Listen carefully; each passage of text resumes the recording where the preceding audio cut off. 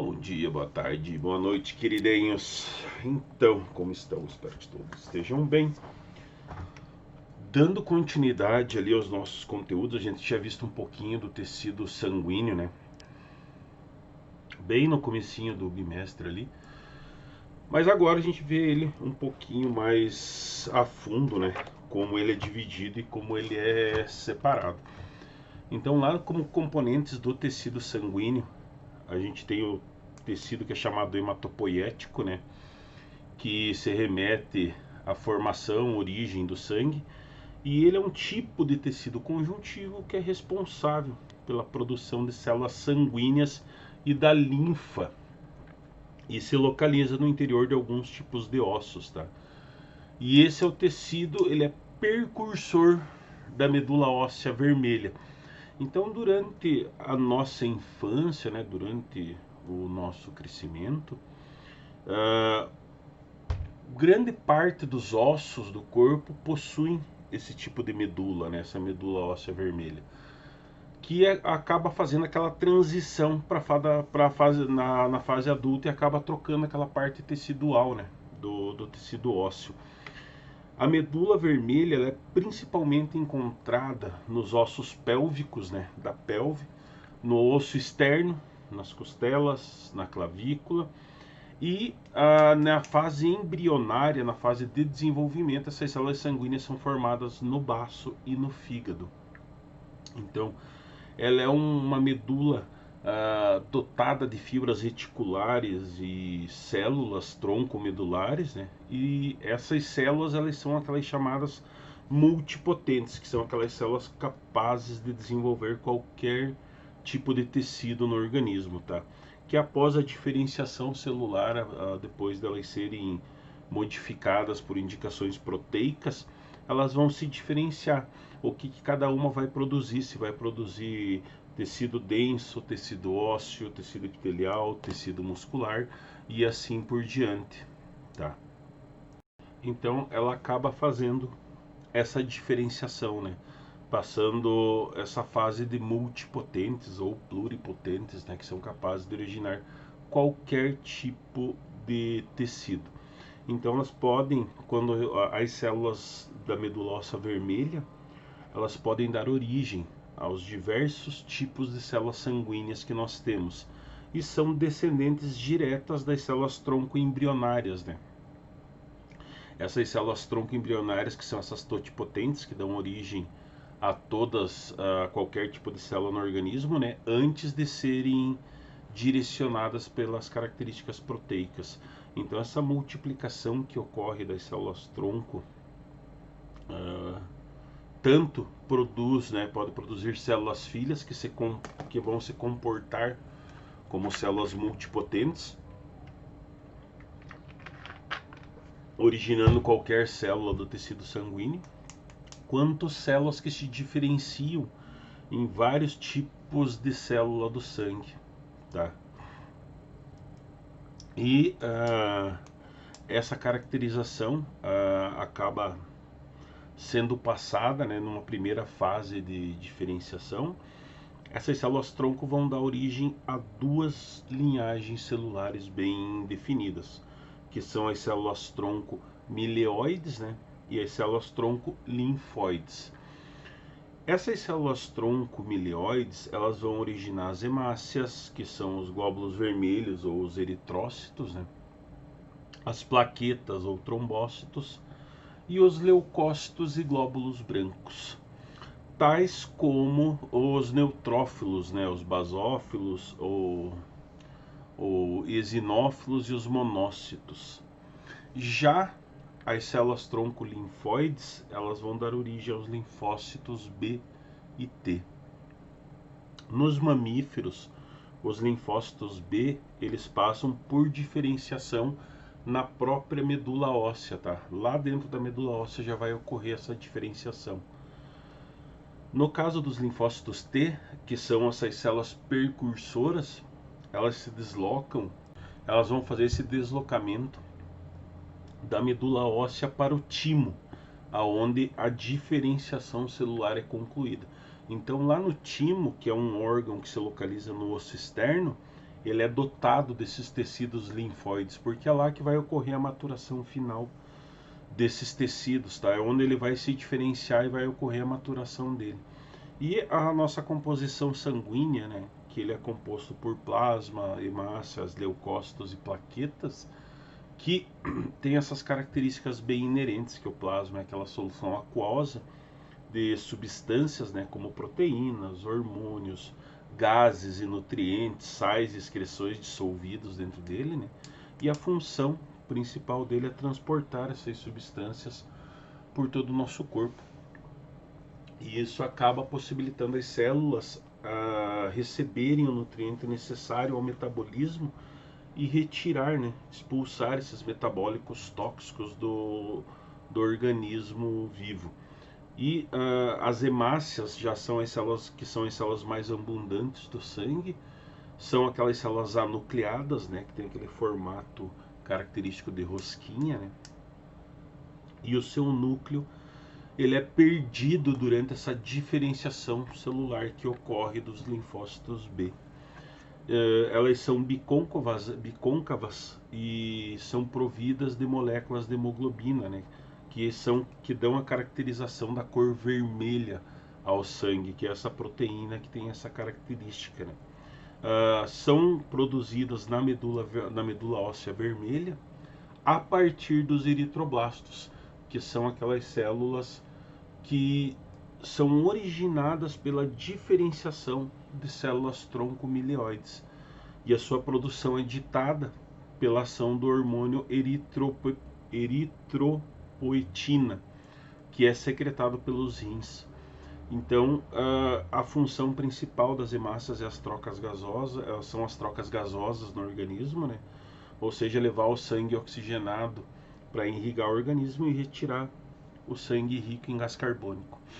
E ainda a gente tem os leucócitos, né, que são essas células esféricas enucleadas, tá? Com um tamanho maior do que as hemácias, e a principal função dos leucócitos é proteger o corpo contra infecções que podem vir a ser ocasionadas por micro-organismos ou outros corpos estranhos, né? Partículas, toxinas, qualquer organismo estranho que acabe infectando o organismo, tá? Que tem a possibilidade de adentrar nos tecidos.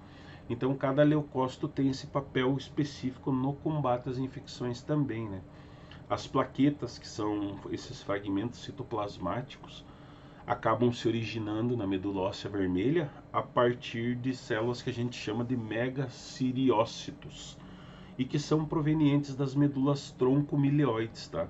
E elas desempenham um papel fundamental na coagulação sanguínea, ou seja, evitam que um corte, um derramamento auricular de sangue, um rompimento de veia e artéria, a pessoa sangre até morrer. Então as plaquetas fazem essa coagulação, né? Elas acabam segurando as proteínas que compõem as plaquetas, acabam fechando aquela fissura, aquele corte lá, evitando que ocorra esse derramamento de sangue em larga escala pelo organismo, tá? E daí a gente tem dentro disso que é conhecido como hematopoese, né? Que também é conhecida como hemocitopoese ou hematopoiese, que é um processo de renovação celular do sangue, tá? Por meio de processos mitóticos, seguindo várias mitoses que ocorrem dentro do organismo, e essas células possuem uma vida muito curta, então esse processo ocorre continuamente nos órgãos hemocitopoiéticos e são renovadas durante toda a vida do organismo, tá? As primeiras células sanguíneas do embrião, elas acabam surgindo muito precocemente lá na mesoderme do saco vitelíneo e posteriormente no fígado e no baço, né? Eles vão funcionar como órgãos hemocitopoiéticos temporários. A partir do segundo mês de vida intrauterina, já acaba sendo iniciado o processo de ossificação da clavícula. E a partir disso já tem o início da formação da medula óssea vermelha, que vai se tornar um importante órgão hemocitopoiético, tá? Justamente para amadurecer e fazer essas células se desenvolverem. E aí na vida pós-natal, né, os eritrócitos, os granulócitos, linfócitos, monócitos, as plaquetas se originam a partir de células-tronco da medula óssea vermelha, tá? E acabam recebendo esses nomes é, referenciados, né, na eritropoese, na granulocitopoese, na linfocitopoese, na monocitopoese e na megariocitopoese, que são esses linfócitos que são formados na medula óssea vermelha. Porém, existe essa proliferação que ocorre dessas células nos órgãos linfáticos, né? A partir desses linfócitos que são originados da medula óssea vermelha. Então, essas células sanguíneas, elas passam por esses estágios, né, muitos estágios de maturação e diferenciação lá dentro da medula óssea antes delas se passarem, acabarem passando para o sangue, né, acabarem entrando em contato com o sangue. Então, isso tem essa caracterização que é dada por essas células tronco, que acabam originando essas células filhas que vão seguir esses dois destinos diferentes. Uma permanece como célula-tronco, né, mantendo a população das células equilibradas, e as outras se diferenciam nesses tipos celulares, né, cada um com características específicas. Então esse pool que ocorre de células-tronco se mantém constante, né, porque as células que vão se diferenciar são substituídas por células-filhas que mantêm essa divisão constante.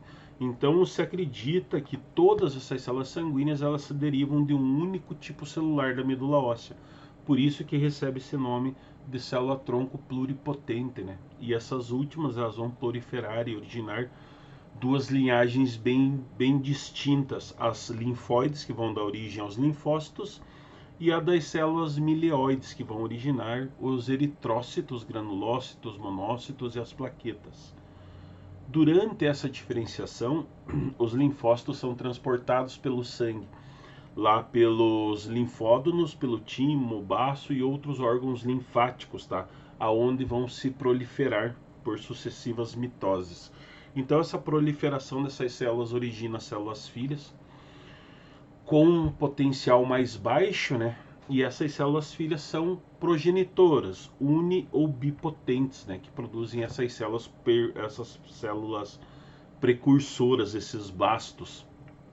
E é nessas células que ocorre essa caracterização morfológica diferenciada das linhagens aparecerem pela primeira vez, pois morfologicamente, né, elas são diferenciadas das linhagens, elas são diferenciadas das células tronco pluripotentes, desculpa, e essas progenitoras elas são indiscutivelmente morfológicas, né?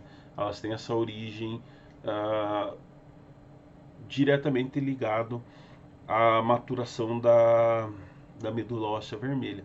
E essas células tronco pluripotentes elas se diferenciam apenas se for necessário para manter a sua população, que é bem reduzida. Tá? A frequência das mitoses, nesse caso, aumenta muito nessas células progenitoras e nessas células precursoras. E as células progenitoras, quando se dividem, podem originar outras células precursoras. Mas as células precursoras só vão originar células sanguíneas, tá? E a hematopoese resulta dessa proliferação que ocorre e essa diferenciação simultânea de células-tronco que, à medida que se diferenciam, vão reduzindo a sua potencialidade, tá? Essas células-tronco mieloides originam essas hemácias, granulócitos, monócitos e megariócitos, aparecendo todos esses tipos celulares na mesma colônia e depois se diferenciando, né? Então, e as células tronco linfóides vão originar apenas os linfócitos. Então tem essa diferenciação bem grande que ocorre entre elas, né? Então esse processo depende de alguns fatores, né? Possuir um microambiente adequado, a presença dos fatores de crescimento, o microambiente é favorecido pelas células do estroma desses órgãos hematopoéticos. Desde que haja esse microambiente, o desenvolvimento dessas células sanguíneas depende de fatores que influem sobre essa proliferação e essa diferenciação. E esses fatores são essas substâncias denominadas fatores de crescimento ou fatores estimulantes da colônia, que são responsáveis por estimular a proliferação e a diferenciação dessas células imaturas, né? E a atividade funcional das células maduras ainda. Então, ela tem bem essa diferenciação, né? A medula óssea, esse órgão que é localizado dentro daquele canal medular dos ossos longos, né? E na cavidade dos ossos esponjosos, e se separam nesses três tipos, que é a medula óssea vermelha, que aparece nos recém-nascidos, é uma medula muito ativa nessa produção de células sanguíneas, né? Com o avanço da idade, a maior parte da medula se transforma em medula óssea amarela, sendo que nos adultos a vermelha é encontrada apenas no externo, nas vértebras, nas costelas, no diploide dos ossos do crânio e no adulto jovem, né, nas epífises próximas do fêmur e do húmero. A medula óssea hematogênea, que deve a sua cor à presença de diversos eritrócitos, né, em diferentes estágios de maturação. E a medula óssea amarela, que é rica em células adiposas e não produz células sanguíneas, exceto em casos de hemorragia, onde a medula óssea amarela pode se transformar em medula óssea vermelha e voltar a produzir células do sangue ainda. Beleza, gente?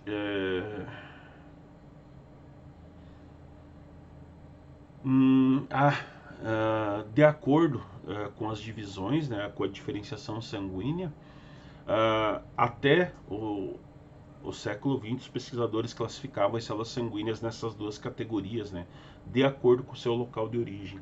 Medula óssea ou órgãos linfóides, né, gânglios linfáticos, o baço e o timo.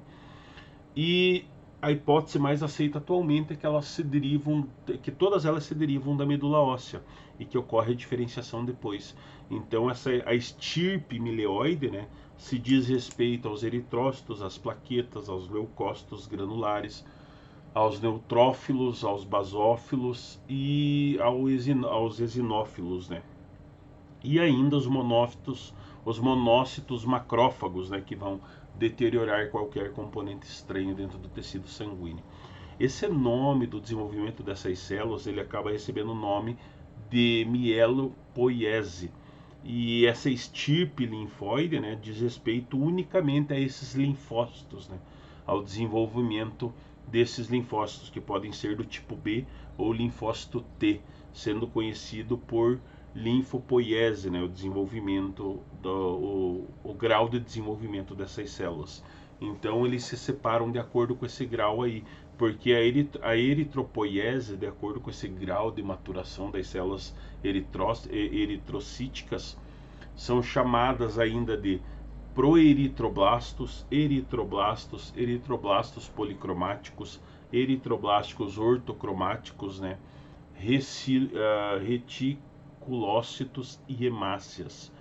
E a granulocitopoiese, que é o mieloblasto, é a célula mais imatura, já determinada, né, de uma forma exclusiva, 3 tipos de granulócitos, né, quando surgem essas granulações citoplasmáticas específicas, ela passa a receber o nome de proimielócito neutrófilo, eosinófilo e basófilo, de acordo com o tipo de granulação presente. Então os estágios seguintes da maturação acabam se separando, né, no mielócito ou metamielócito, o granulócito com núcleo em bastão e o granulócito maduro, que se separa em neutrófilo, eosinófilo e basófilo. Tá? Ainda da origem das plaquetas, que ocorre pela monopoiese, elas se originam na medula óssea vermelha pela fragmentação de pedaços do citoplasma dos megariócitos. E esses, por sua vez, vão fazer diferenciação, né? Vão se formar pela diferenciação desses megacardioblastos, que acaba ocorrendo a maturação e o desenvolvimento das plaquetas. E ainda o linfotopoiese, né, que é o processo de formação dos linfócitos. As células mais jovens da linhagem é o linfoblasto, né, que forma o prolinfócito, formando, por sua vez, o linfócito maduro.